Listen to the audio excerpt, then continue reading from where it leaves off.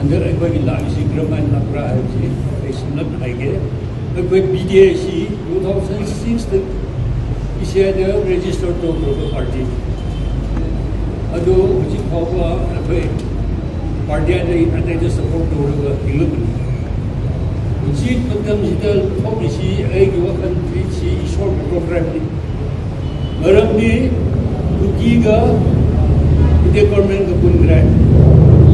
अदुगा नागा मिटे पुतान को गौरे हुजी की नागा का मिटे पुनग्रे सिक्रम दोशिरा है नगरी खंबा मतदा MPP के ओचाम से कुमार मैं आमसना कोई पूंजी है होए यारे मैंने कोई पूंजी नहीं एक वाकन नदी सिनी मणिपुर दा लेरिबा सरकार पारिबसे कांग्रेस न पारिबसु BJP न पारिबसु NDP न पारिबसु NDF न पारिबसु हाई कमांडी तो कोई मणिपुर ले NDP न पान दारबी NDF न पान दारबी हाई कमांडी कोई मान NDP न पान दारबी हाई कमांडी शिलो अदे नेशनल पार्टी न पार्टी पार्टी सी हाई कमांडी दिल्ली जी नागालैंड मिजोरम मेघालय मखोई रीजनल पार्टी न पालगा हाई कमान मखोई न पोयरगा नुगाइन लेबुम ए खाइने पाम मदुगी दमक आइना अखोई चिंगी तमी अनि नका गमेटेशन पुलगा रीजनल पार्टी अमादा अखोई गवर्नमेंट पाइना बतौसी हाई कमान पे अखोई ओइसी मुझे अखोई मयाम लखंगिना BJP न पालबसु कांग्रेस न पालबसु इरोय बुनारे उलगा दिल्ली न चनिंग चका न चदनुना कोई उलगा दोलुसी लाले हरबसु गौदा अरान को अजुम बनी हाइन तो जी हम गवर्नमेंट न चावरा सिपाही न चावरा सी यम यानी अपना एगी अपनदी अखोई रीजनल पार्टी न सरकार बुसी हाई कमांड अखोई ओइसी कॉन्स्टिट्यूशन राइट अखोई उत्तर प्रदेश अदोरदी अखोई मणिपुर से सेम यागनी चौकट यागनी 20 लाख नत्रबदी वायलेंट है ए दमीगी जो मार्केट अमसुम मागी और पांग में आमसे खौना गए अखोई पुंसी बजा नंग प्रेसिडेंट भरो एन वर्किंग प्रेसिडेंट अखोई ngasi पूरा बसिंद्र इलेक्शन जो लोइरे बिजके वे मांगी चथा निंगा इलेक्शन कैंपेन प्रोग्राम चिंग दे सुता इसकी मोमपा मोमा प्रेसिडेंट पार्टी की पीपल्स डेमोक्रेटिक अलायंस PDA महात्मा कर्माय तो ना पूरा कर्माय तो माना तमरिबा ऑब्जेक्टिव का कर्माय तो आईपैड ब्रीफ वर्स एना कमदा वेरी इंपोर्टेंट होगा स्किल होगा अदुगु मोपी माना स्पेशल की कर्माय तमरी अदुगा अमरोंदा अखोई आना MPP ता लाइने लेबा अखोई मुसु आना कन्ना सिगी we were looking a regional party aduga mayam su kamil magani karigino haibada koina high command culture leite ne kalwa MPP high command culture ki yamna mong ta mong la ki degi koi adu thado ga la ki bani aduga tasena haibada koina su ubada uji satare ba khani leiba mai problem में हमसे जैसे national party ने party का बता लेकिन यदि यहाँ पे मोम ताना सोशल प्रोपर हम लोग की अगर उपाय नहीं हुए हैं लेकिन यहाँ पे सोशल नहीं कोई पूरे कांग्रेस स्कूल है BJP स्कूल है तो मोइन है तो आपको समझे कि मौसम मोइन 100 कमीशन है कमीशन अदुगी मैं आम देखी नहीं ऐसी कोई मणिपुर ले बात है मिलेगा कोई प्रमाणता ऐसी थिंगने बात है मुझे you can't blame only BJP has to blame to the Congress issue जहाँ में चावल को नहीं तो सीधा ऐसी लेवल इतनी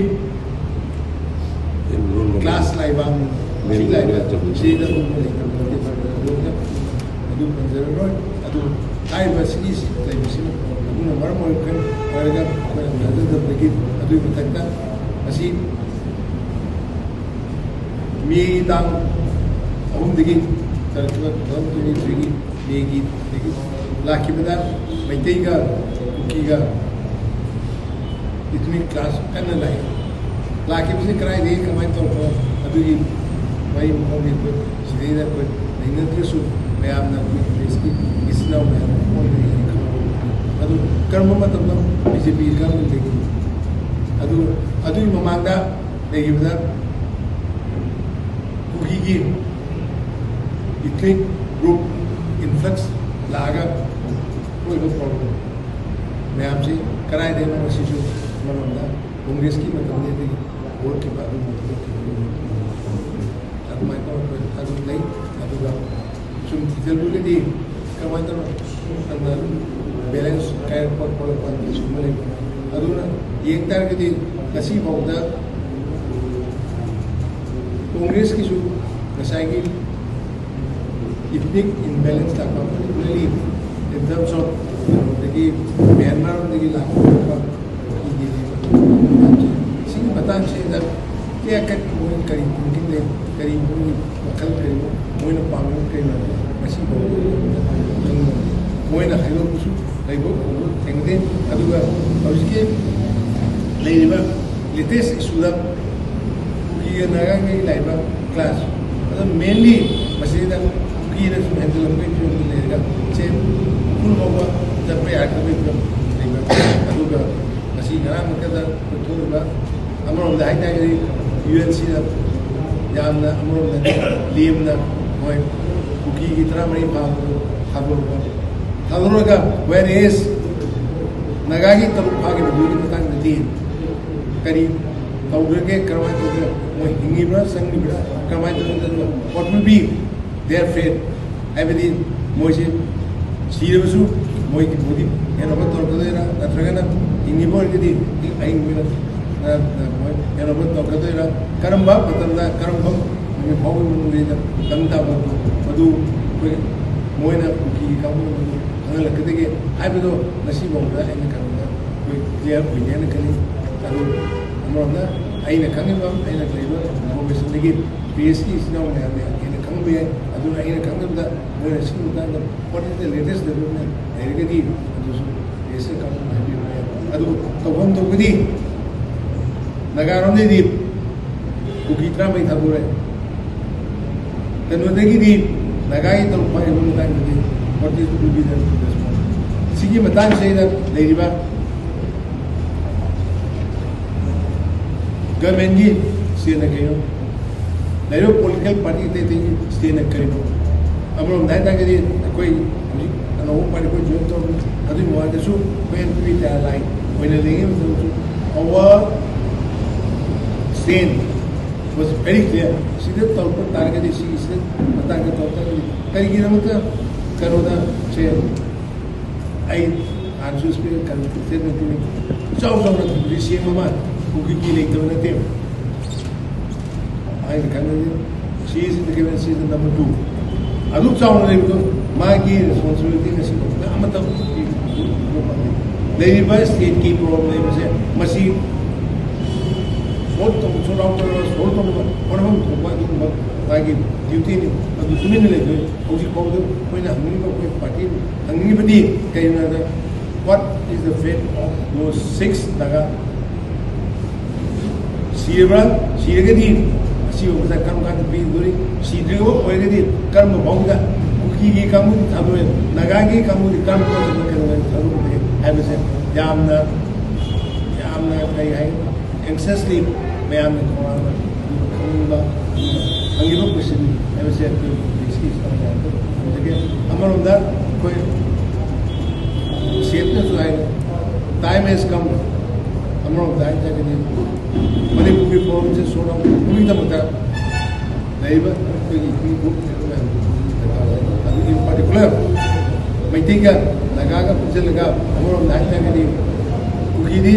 दे are not equipped indigenous people to have there are moments of मोई मरम दम ले बिना दे मत अपना दे ꯃꯐꯝꯗꯤ ꯃꯐꯝ ꯍꯣꯡꯉꯒ ꯂꯥꯛꯄꯅꯤ ꯑꯗꯨꯅ ꯃꯄꯨ ꯁꯥꯕꯗꯤ ꯉꯝꯃꯤ ꯃꯄꯨ ꯁꯥꯕꯗꯤ ꯑꯩꯅ ꯈꯟꯕꯗ ꯅꯣ ꯋꯥꯟ ꯋꯤꯜ ꯑꯦꯛꯁꯦꯞ ꯍꯥꯏꯕꯗꯨꯒꯤ ꯃꯇꯥꯡꯗ ꯈꯟꯅ ꯅꯩꯅꯔꯒ ꯍꯣꯏ ꯀꯔꯝꯍꯥꯏꯅ ꯇꯧꯅ ꯏꯟ ꯋꯥꯠ ꯋꯦ ꯂꯩꯕ ꯃꯅꯤꯄꯨꯔ ꯄ꯭ꯔꯣꯕ꯭ꯂꯦꯝꯁꯦ ꯁꯣꯜቭ ꯑꯥꯎꯠ ꯇꯧꯒꯅꯤ ꯍꯥꯏꯕꯁꯦ ꯈꯟꯅꯤꯡꯕ ꯑꯗꯨ ꯏꯟ ꯄꯥꯔꯇꯤꯀꯨꯂꯔ ꯃꯩꯇꯩꯒ ꯅꯥꯒꯥꯒ ꯄꯨꯜꯂꯒ ꯍꯥꯏꯕꯁꯤꯒꯤ ꯃꯇꯥꯡꯗ ꯈꯟꯅꯔꯒ ꯃꯁꯤꯒꯤ ꯁꯤ ꯄ꯭ꯔꯣꯕ꯭ꯂꯦꯝꯁꯤ ꯁꯣꯜቭ ꯇꯧꯕꯁꯦ ꯗꯔꯀꯥꯔ ꯑꯣꯏ ꯍꯥꯏꯕꯁꯦ ꯃꯌꯥꯝꯗ ꯈꯪꯉꯤ ꯑꯗꯨꯒ ꯉꯁꯥꯏ ꯁꯦꯠꯇ ꯄꯟꯈꯤꯕ ꯑꯃꯔꯣꯝꯗ ꯍꯥꯏꯇꯥꯔꯒꯗꯤ ꯏꯠ ꯑꯦꯄꯤꯌꯔꯁ ꯑꯩ ꯄ꯭ꯂꯤꯖ ꯋꯥꯠ ꯃꯥꯔꯛ ꯑꯩꯅ ꯍꯥꯏꯕꯁꯦ ꯏꯠ ꯑꯦꯄꯤꯌꯔꯁ ꯁꯦꯟꯇꯔꯁꯨ seems to be siding with the Turkey. ꯑꯗꯨ ꯑꯣꯏꯔꯒꯗꯤ ꯃꯩꯇꯩꯒꯤ ꯅꯥꯒꯥ ꯗꯔꯀꯥꯔ ꯑꯣꯏ ꯍꯥꯏꯕꯒꯤ ꯃꯥꯅ ꯀꯩꯅꯣ ꯁꯦꯠꯄꯗ ꯃꯐꯝꯁꯦ ꯁꯦꯠꯄꯁꯦ I fully endorse and fully agree with this statement. ꯍꯥꯏꯔꯤꯕ ꯐꯤꯕꯝꯁꯤ ꯂꯩꯇꯥꯔꯒꯗꯤ ꯑꯩꯈꯣꯏꯅ ꯄꯥꯝꯃꯤꯕ ꯄ꯭ꯔꯣꯕ꯭ꯂꯦꯝꯁꯤ ꯁꯣꯔꯠ ꯑꯥꯎꯠ ꯇꯧꯕꯅꯤ ꯑꯗꯨꯅ ꯄꯨꯈ꯭ꯔꯤꯗ ꯂꯝ ꯍꯦꯜꯂꯤꯕ ꯃꯇꯥꯡꯗꯁꯨ ꯁꯦꯟꯇꯔꯗꯒꯤ ꯃꯣꯏꯅ ꯗꯤꯁꯤꯖꯟ ꯇꯧꯔ ꯃꯣꯏ ꯁꯤꯒꯤꯁꯦ ꯁꯦꯇꯜ ꯇꯧ ꯍꯥꯏꯕꯁꯦ ꯃꯗꯨꯒꯤ ꯄ꯭ꯔꯦꯁꯔ ꯄꯤꯔꯤ ꯑꯗꯨ ꯅꯠꯇꯗꯅ ꯅꯥꯀꯜ ꯑꯃꯈꯛꯇꯗ ꯇꯥꯏꯅꯔꯒ ꯑꯃꯗ ꯐ꯭ꯔꯤ ꯇꯥꯕ ꯇꯥꯔꯒꯗꯤ ꯀꯩꯗꯧꯉꯩꯗꯁꯨ ꯁꯥꯟꯅꯕ ꯑꯩꯈꯣꯏꯅ ꯌꯦꯡꯉꯤꯕꯁꯤ ꯂꯥꯛꯏꯕ ꯀꯩꯅꯣ ꯇꯧꯒꯗꯕ ꯃꯊꯪ ꯂꯥꯛꯀꯗꯕ ꯏꯂꯦꯛꯁꯟ ꯂꯥꯛꯄ ꯀꯥꯟꯗ ꯀꯔꯤꯅꯣ ꯑꯣꯄꯣꯔꯆꯨꯅꯤꯇꯤ ꯑꯣꯏꯒꯦꯕ ꯃꯅꯤꯄꯨꯔ ꯍꯥꯏꯕꯁꯦ ꯑꯩꯈꯣꯏ ꯈꯟꯅꯕ ꯗꯔꯀꯥꯔ ꯃꯁꯤꯅ ꯇꯧꯕ ꯇꯥꯔꯒꯗꯤ ꯑꯩꯈꯣi ꯗꯤꯄꯦꯟ ꯇꯧꯕꯁꯦ we can't so far experience we can't depend on the national party to take care of the interests of the ethnic people of Manipur. Sigi leibse chi pm se leiragadi when we have to really look for a local party which believes in the welfare and the well-being of the indigenous people. I am sure that can appear the government say this is the adu koi over the area maximum around the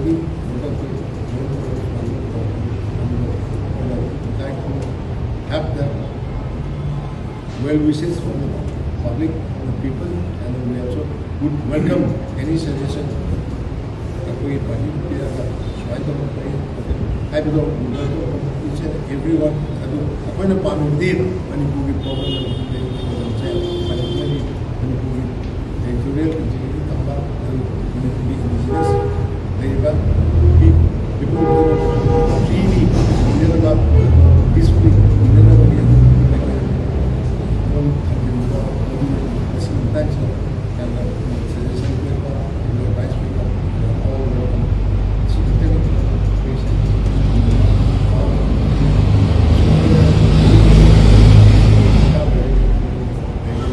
Hopefully,